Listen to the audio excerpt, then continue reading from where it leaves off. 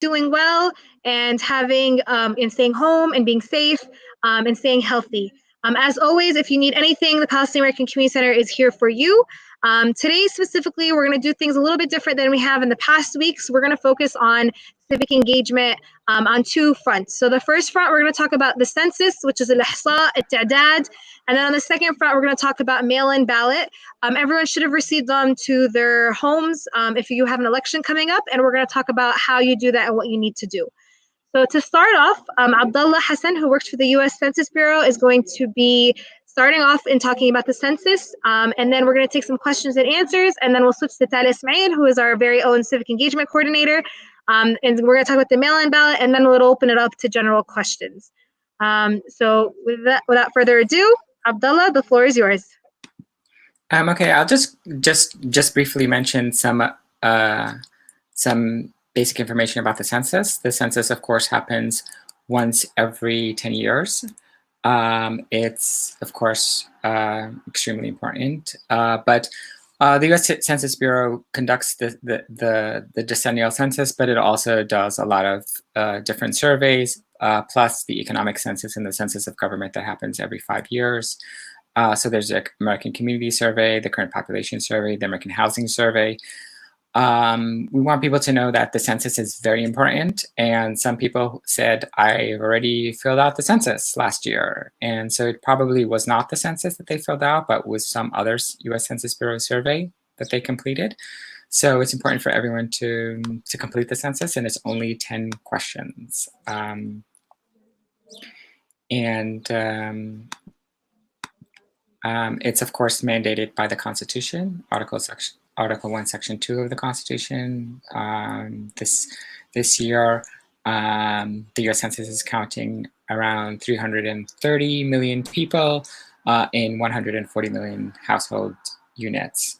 And a census has been conducted since following the ratification of the U.S. Constitution, and the first census took place in 1790. This is the 23rd census to take place. And the census is important for two main reasons. One is for representation, and one is for funding. So the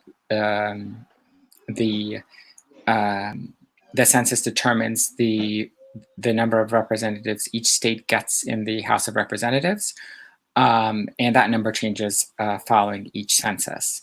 It also determines it determines the redrawing of congressional districts and other legislative districts, school districts, voting precincts, and so on, so that we have equal population in each district. It also, of course, determines the annual allocation of $675 billion in federal funding. And that goes to programs like Medicaid, SNAP, highway planning, Section 8 housing, special education grants, national school lunch programs, WIC, Head Start, foster care, healthcare, and so on. So the census provides insight to businesses and governments and for community groups.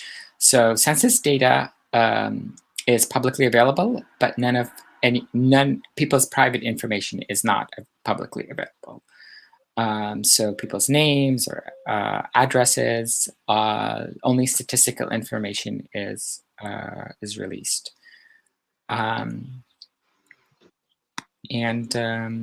Of course, it's private and confidential. None of the information that you share with the U.S. Census Bureau can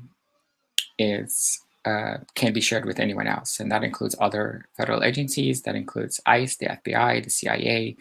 No one has access to census data. And that also includes local law enforcement, housing authorities, anyone. So that's census data is private and confidential, can't be shared with anyone. And that's the way we can ensure that we have accurate and reliable information, is because people know that their information is safe. And every census employee takes a lifetime oath to protect people's privacy and confidentiality under penalty of 5 years in prison or $250,000 fine, or both. This year, the census can be completed online for the first time, also by phone for the first time in English and 12 other languages, including Arabic. Also through a paper questionnaire that was delivered last month. And the final way in which the census can be completed is from a personal visit by a census employee, but we want people to complete the census on their own and to self-respond, because that's how we know we have the most accurate data. And the census questionnaire only asks 10 questions. They don't include your social security number. They don't include your citizenship status, so it doesn't ask whether you're a citizen or not a citizen. Those are not the questions that are asked by the census, just 10 basic questions that is about the names and ages of the people in the household. Also gender and whether they're Hispanic, race and origin, and so on.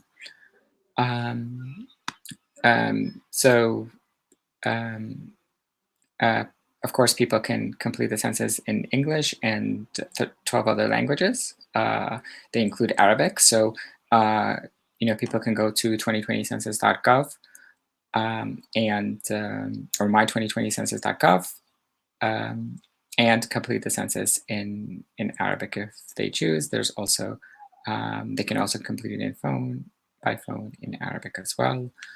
And also there are videos and language guides in 59 languages, including American Sign Language, Braille, and large print as well. So it's very accessible for people to complete the census.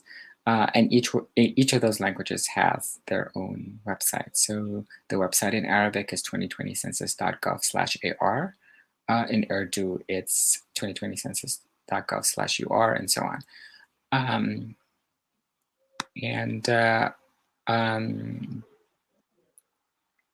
Because of the current pandemic that we're facing, the response time, the period for responding to census has been extended until October 31st. Of course, we don't want people to wait until the last minute or the last month to complete the census, but to know how important it is to complete their census right now. We also have an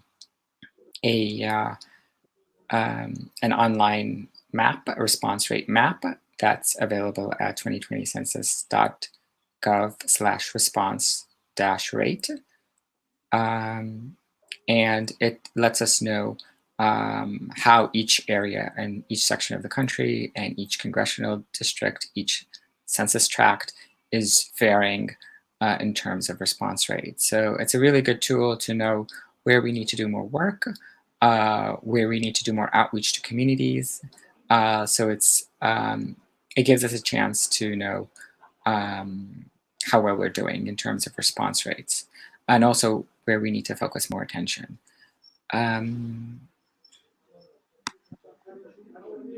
And I think also the U.S. Census Bureau is on social media as well. There's a number of public service messages about the census, including one in Arabic on their YouTube channel and also on different social media platforms. And it's really through community organizations and outreach with faith-based organizations and community leaders, and that we're able to have a complete and accurate count. So thank you for the partnership of the Palestinian American Community Center and for doing so much great work in reaching out to communities. Thank you so much, Abdullah. It's truly a pleasure to have you with us today. So I'm going to just summarize in Arabic some of the main points for our Arabic viewers. فعبدالله كان بيحكي عن الإحصاء كتير مهم وهو آمن وكتير سهل. بتقدر تعبي الإحصاء في 3 طرق. أول طريقة إنه بتقدر تروح على الويب سايت هو www.my2020census .gov. وكمان تقدروا تروحوا إن المفروض أجالكم مكتوب بالبريد، بتقدروا تعبوها وتبعتوها على البريد. وثالث طريقة تقدروا تتصلوا على التليفون وهم بيساعدوكم. إحنا بالمركز نقدر كمان نحكي لكم يعني نساعدكم كيف تعبوه. تالا هي بتشتغل معنا وراح تحكي لكم أكثر عن الرقم اللي تقدروا تتصلوا عليه أو تبعتوا له مسج عشان إحنا نساعدكم فيته. هو كتير كتير كتير مهم تاخذوا الإحصاء لأكثر من سبب. أول سبب إنه هذا المصاري تبع الحكومة بنعد حسب الناس اللي بيجوا. فمثلا إذا بس 50 بعبوا رح يعتبروا كأنه في بس 50 عايشين في هاي المدينة. فلازم إحنا نعبي عشان نفرجي إنه إحنا صوتنا وإحنا صوتنا موجود وإحنا موجودين عشان يعطونا، يعني الحكومة تعطي المصاري للمدينة والبلدية عشان يعطونا إياه.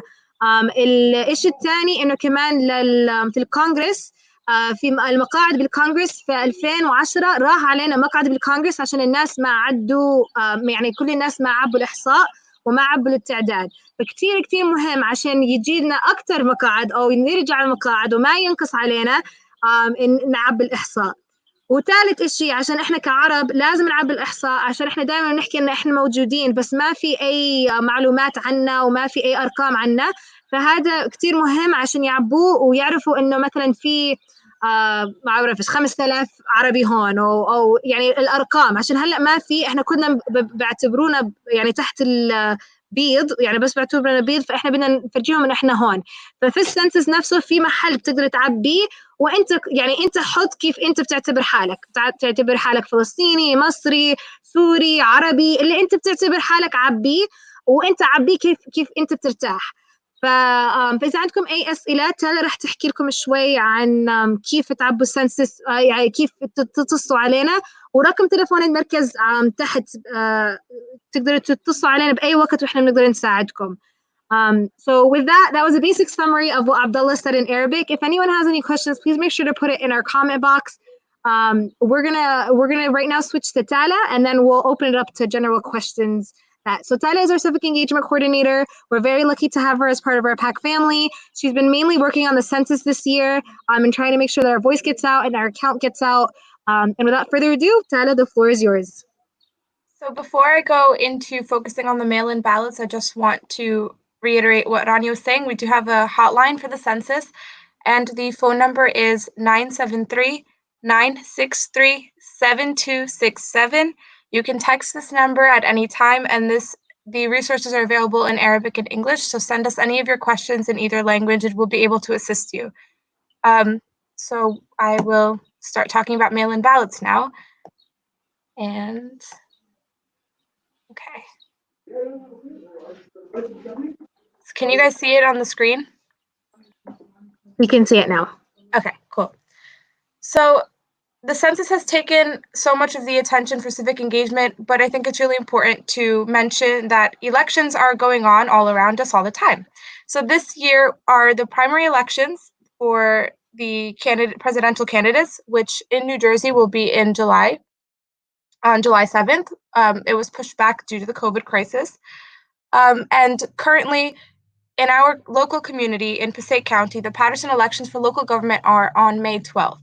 Now, the May 12th election has been officially canceled in person. So what happened is that all Patterson residents were sent a mail-in ballot, and that was sent via snail mail, just like the census, as mentioned before. And this is done so that you can still vote in the elections from the safety of your own home. Very simple. They've already been sent to you because of the way that the elections have been canceled in person. So you don't have to take any other steps other than completing it and sending it back. It must be postmarked by May 12th or it has to arrive to the county clerk's office and the elections office within 48 hours of May 12th. So it's very important that the sooner the better. You don't have much time in terms of days. It's May 8th already. So, post offices are closed Sunday. Make sure you're getting it in tomorrow or Monday. Make sure that you're voting because it is a civic duty and it's so important, especially as Arab Americans, to have our voice be heard and to elect people that are best going to represent our interests. So it's very important that we take advantage of this. For New Jersey in general, so because I just want to delve into the notion of absentee ballots in general so that in the future people do have a grasp on how to do this, even if elections are not, in-person elections are not canceled or this is not mandated.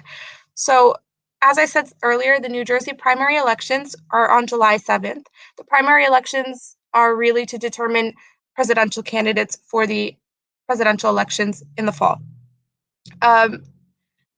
If the election is still going on in person, but you want to send in your vote because during the COVID-19 crisis, for example, you might not feel comfortable going to the election polls, or you're overseas visiting family, or you're serving in the military, any reason that you cannot make it to the elections, you would have to do a absentee ballot, which is a mail-in ballot.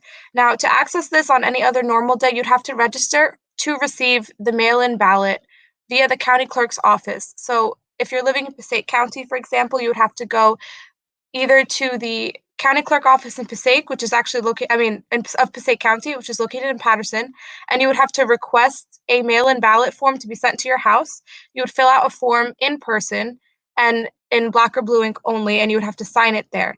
However, you can also request it online, but you would receive it, you would have to send it back in the mail, and that has to take place 7 days prior to the election so that they can adequately send you back your mail-in ballot.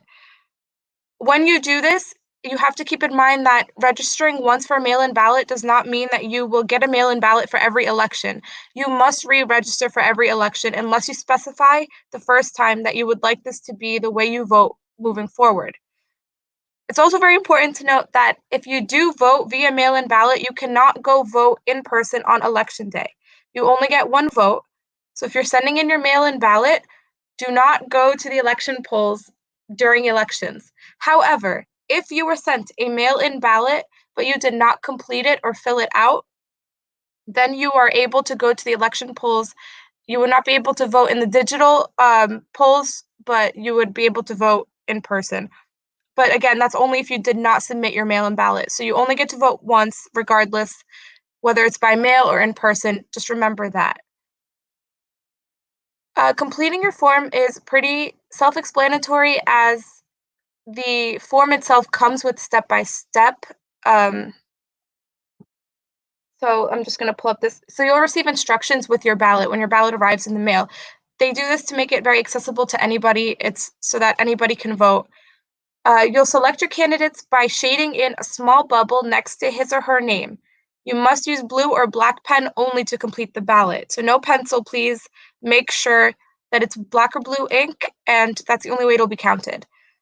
Again, you'll not be permitted to vote by machine at your polling place in that same election. However, if you applied for a ballot and did not return it, you will only be allowed to vote provisionally at the polls on election day. And your ballot must be received by the County Board of Elections before close of polls on election day, or your ballot must be postmarked by or on election day and received by the Board of Elections within 48 hours of election in order to be counted. This is directly taken from the Passaic County NJ.org election page to make sure that everybody who is planning to participate in these Paterson elections is best equipped. I do want to talk about reporting fraud or suspected misconduct because with politics comes, in general, things happen, and we want to make sure that everybody is voting with how they want to vote and no one's pressuring anybody to do anything, and that everyone has an equal opportunity to vote. So for the New Jersey local elections, for example, the Paterson elections, you can report any suspected misconduct or fraud to the New Jersey Office of Attorney General, in specific, the Office of Public Integrity and Accountability. If you Google that, you'll find their contact information right online. You can also attempt to call your local, governments. When I say reporting fraud or suspected misconduct, I'm referring to, it could be a number of things. It could be that someone gave you a ballot and they're trying to force your hand to vote for them, or they're trying to persuade you to vote for someone, or they're threatening you with violence or any other punitive measures. So that would be suspected misconduct or reporting fraud. If you feel like your mail-in ballot was stolen or did not arrive or some roadblock was put in your way, this would be also another avenue for you to report it. This is the New Jersey Office of Attorney Generals is very useful for cases in which there are no federal candidates on the ballot.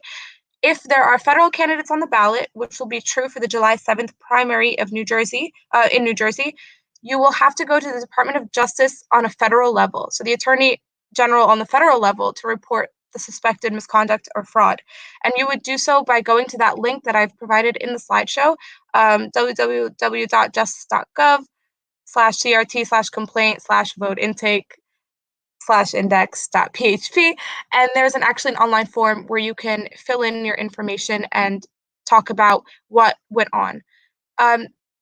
Just again, super important that you keep an eye out and that you do take part in these elections, because local government, I think people often overlook the importance of local government, but when it comes to day-to-day activities and day-to-day life, your local government has more influence on how you are living than the federal government. So I know presidential elections are so exciting and they are very important, don't get me wrong, but it's also very, very important that you are taking the time to research your local elected officials and the different programs and policies that each person is trying to implement, and that you're actively engaged in local elections, because they are going to have a direct impact on your future. And yeah, very important. So thanks. Thank you, Tala, very much. You're bringing up a lot of very important points. We want to make sure that everybody makes sure to fill out their ballot. Like Tala said, it is mail-in ballot specifically for Paterson residents. I'm a Paterson resident. I'm going to make sure to get my ballot in before May 12th. So بس عشان نحكي بالعربي في شهر 5 في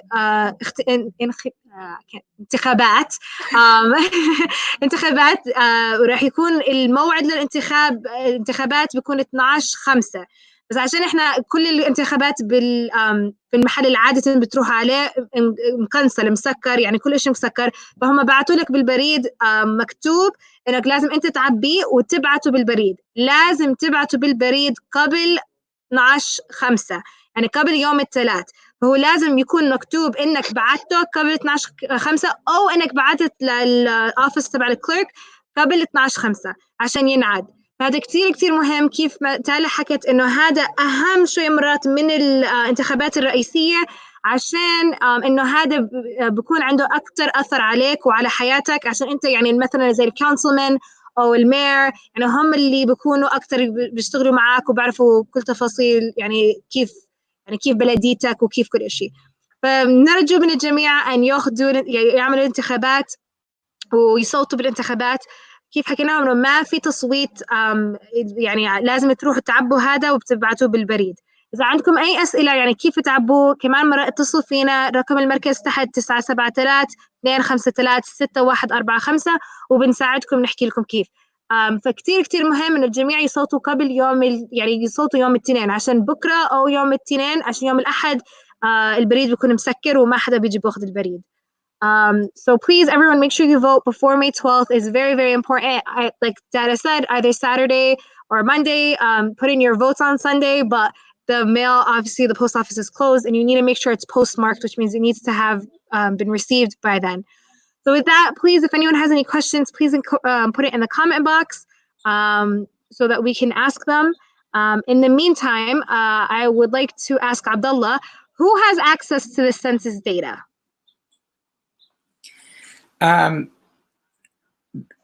The people who have access to the statistical data provided by the census is everyone.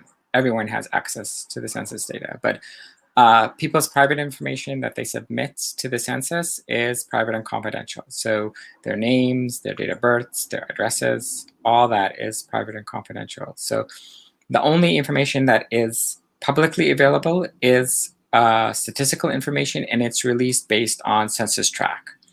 And a census tract is between around 2,500 people to 5,000 people. So, so based on census tract, we have information about how many people live there. Of course, they really fall within the 2,500 to 5,000, but also we have, we combine that with other census data, for example, in the American Community Survey, to know the socioeconomic data for each census tract and so on, median income, things like that. The racial makeup of each census tract, so that information is publicly available. But none of people's private information is not released at all. The only time that the information collected by the Census Bureau is released is after 72 years. And so the last census that is publicly available is the 1940 census, and that's available at the National Archives. And so for people who are doing research on genealogy, they can access that census data at the National Archives, but the data remains private and confidential for 72 years. Can't be shared by any other agency, including another federal government agency. So what if someone is undocumented or doesn't have papers? Should they fill out the census? Yes, because the census is a population count. And so it includes everyone. So if you're a US citizen who lives in Spain, okay, you're not counted in the census. So the census is for everyone. Let me preface that. If you're a US citizen living in Spain who is not a diplomat and not working for the military, okay? Or the US government. And yeah, so everyone who lives in the United States is counted in the census. And we want people who are undocumented, our undocumented brothers and sisters, to also be part of the census because it affects, of course, the funding for our communities, but also that it affects representation because the representation is dependent on the population count. And that includes children, of course, even if they can't vote. And it includes people who are citizens and non-citizens. So the number of seats, congressional seats, is divided based on population. So that's important for people who are undocumented to participate in the census, because that means that there will be someone on the national level fighting for their rights. So that's important for everyone to participate. We also want people to know, of course, and to underscore that none of the information that is provided in a census questionnaire can be shared with anyone. So, and it can't be used against anyone in any way in a court of law or so on. So it's important for everyone to know that they are counted and that everyone counts, and that they shouldn't be afraid to complete a census questionnaire. I always emphasize the education aspect of it because I always think about undocumented families who are sending their kids to school. I think it's a perfect way to kind of get through to them, like, okay, you might not care much about representation because you might not be able to vote, but your child is going to a public school and don't you want them to get the best education possible? So we want to make sure that they're getting the funding they need because they're enrolled in this school. So that's kind of how I try to navigate that. It's just like, you're living in this country, you deserve the same access to the same resources that anyone else does, despite your immigration status. And to make sure that you're getting access to those resources, complete your census. It's not only education, it's funding for infrastructure. It's funding that goes into a lot of social programs that they benefit from. It could be a local nonprofit that's able to serve their community. They could be receiving services from those organizations, and they depend on funding that's directly tied to the census. So it's important for everyone to know that everyone counts in the census, and this is how everyone can participate in their democracy, is by completing the census. Absolutely. And I think a lot of our community members come from more of the city like Patterson and Clifton that have been historically undercounted. And so you see the effects of that in like Tala said, the schools, you see the effects in the infrastructure, you see the effects in a lot of different places. For example, even in Patterson, I know that there is a certain amount of people that needs to be counted in order to qualify for some federal level grants. If we don't get that, if we're not counted, we miss out on those federal level grants. So it's really, really important for all of us to make sure we get counted on so many levels. I'm sure any level that you can think of, there's something that can personally relate to you as to why you should get counted. Tyler, can you give the number once again for the census hotline? Sure, let me pull it up. I still don't have it memorized, so it is yeah 973 uh-huh. 963 7267, and that is available initially 2 to 6 p.m., but really it's anytime you'd like to ask a question about the census, shoot us a text in Arabic or English. That number in Arabic is 973 963 7267. Yes, and you can see it right here. So if anyone wants, the number is 973, like Stella said, 963-7267. It's our PAC Census hotline. We're here to help you with anything you need. You can also call us at our number, which is 973-253-6145, and we'll direct you to whatever you need.